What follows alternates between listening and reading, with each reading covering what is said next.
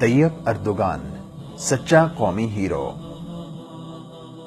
مظلوم فلسطینیوں کے حقوق کے لیے نہایت توانا آواز اٹھانے اور ان کی مدد و حمایت کی شاندار کوششوں سے مسلمانوں کے ہیرو بننے والے ترکی کے صدر جناب رجب اردوغان حالیہ سیاسی بحران میں سرخرو ہوئے۔ عوام نے انہیں جس محبت و الفت سے نوازا، اس کی ایک وجہ ان کی اسلام سے والہانہ محبت ہے۔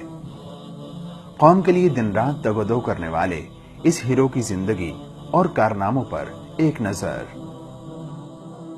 جس نے اپنے دور حکومت میں IMF کا 23.5 ارب ڈالر کا ملکی قرضہ زیرو کر کے IMF اور ورلڈ بینک کو قرضہ دینے کی آفر کر دی۔ لادین ملکی تعلیمی نظام کو اسلامی بنانے کے لیے اصلاحات کی۔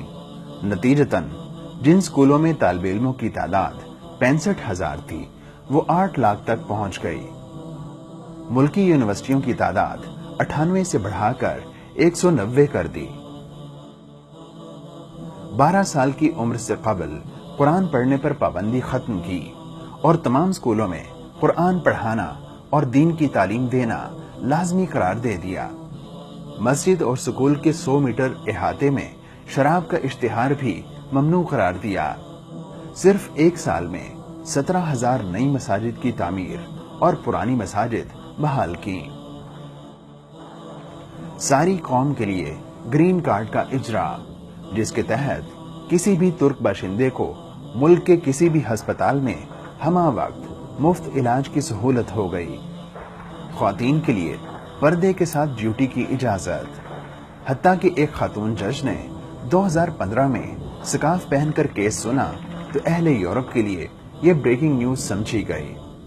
سودی بینکوں کی بجائے زراعت اسلامی بینک کو ترجیح دے کر عوام کو سیدھی راہ دکھائی۔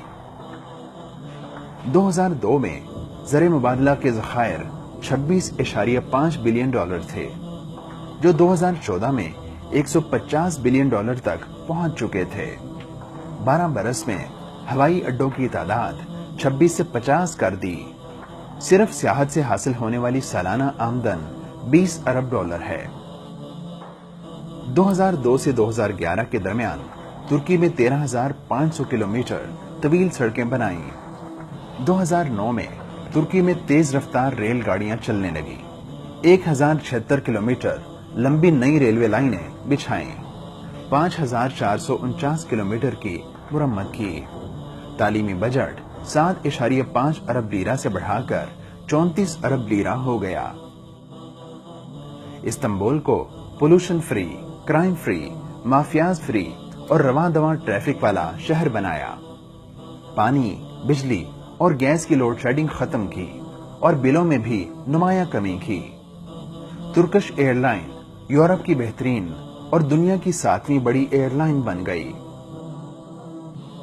ناپ تول میں کمی، ملاوٹ اور ذخیرہ اندوزی ختم کر دی۔ 2011 میں ان کی پارٹی نے 49.83% ووٹ لیے۔ یہ ہیں وہ کارنامے جن کی بدولت آج کا ترکی اسلامی دنیا کا لیڈر بننے جا رہا ہے۔